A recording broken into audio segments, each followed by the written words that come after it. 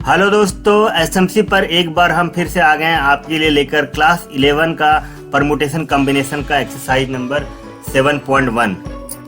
तो चलिए दोस्तों, मेरे चैनल पे मैं टाइम को बर्बाद नहीं करता हूँ, मैं टाइम को बचाते हुए डायरेक्ट क्वेश्चन को सॉल्व करता हूँ। तो यहाँ पर मेरा जो 7.1 एक्सरसाइज है उसका जो पहला क्वेश्चन है वो है how many 3 digit numbers can be form from the digit 1, 2, 3, 4 and 5। यहाँ पर दो कंडीशन दिया हुआ है। दो कंडीशन है, repetition of digit is allowed and दूसरा कंडीशन है repetition of digit is not allowed. तो यहाँ पर इस क्वेश्चन में परमुटेशन का मैं जो कॉन्सेप्ट है वो कई बच्चों का मैं यहाँ पर आज क्लियर कर दूंगा दोस्तों, ठीक है। तो बच्चों यहाँ पर देखिए, मुझे कह रहा है कि how many 3 digit number can be form.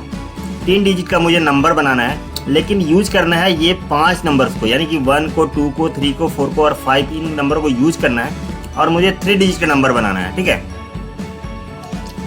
तो बच्चों यहाँ पर देखिए, मैंने 3 डिजिट के लिए 3 घर ले लिया है, यानी कि इस घर में मुझे 3 डिजिट नंबर को बैठाना है। तो अब यहाँ पर मुझे नंबर कौन से बैठाने हैं, तो नंबर बैठाने के लिए 3 डिजिट नंबर है, यानी 3 बॉक्स मैंने ले लिया है। तो नंबर मुझे जो बैठाना है वो 1 है, 2 है, 3, 4 है और 5 है। इनमें से कोई भी नंबर मैं यहाँ पर बैठा सकता हूँ, लेकिन बैठाने के लिए मुझे 2 कंडीशन यहाँ पर दिया हुआ है।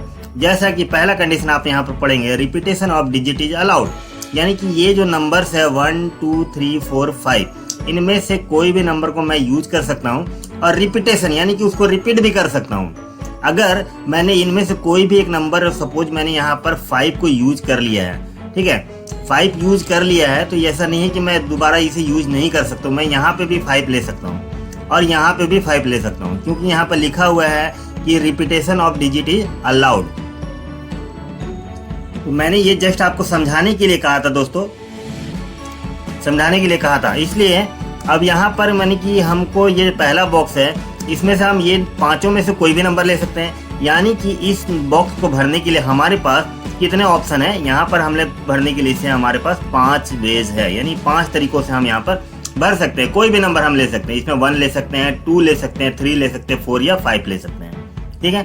उसी तरह अगर मैंने कोई नंबर यहाँ पे पुट कर भी दिया तो उसे मैं दोबारा भी यूज कर सकता हूँ, क्योंकि पहला कंडीशन में कहा है कि रिपीटेशन इज अलाउ है आपके लिए।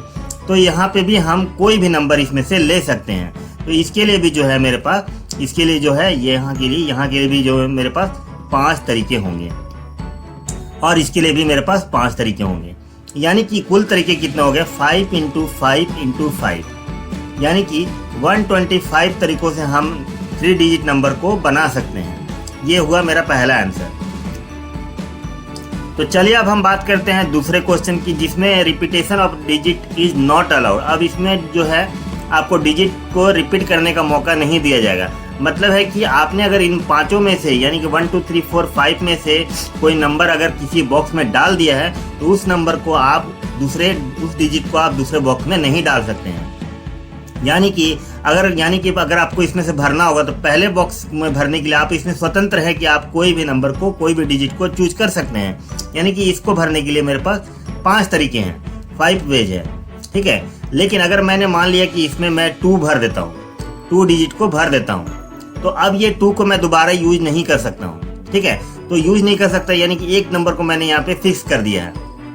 तो इस बॉक्स के लिए मेरे पास अब कितना बचेगा, केवल 4 वेज बचेगा। फिर से मैंने मान लिया कि यहाँ पर मैंने 1 पुट कर दिया।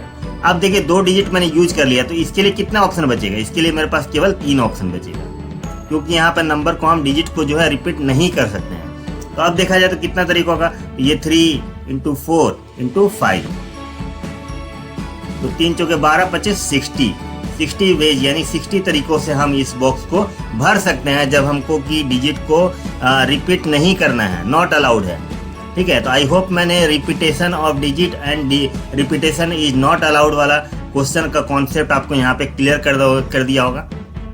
तो बच्चों, अगर आपको मेरा ये तरीका अच्छा लगा होगा पढ़ाने का, तो इस चैनल को सब्सक्राइब कर लीजिएगा। अगर आप मेरे चैनल पे नए हैं तो इसी तरह की वीडियो मैं बहुत सारी लाते रहूँगा, आपके कॉन्सेप्ट को क्लियर करता रहूँगा। थैंक यू दोस्तों।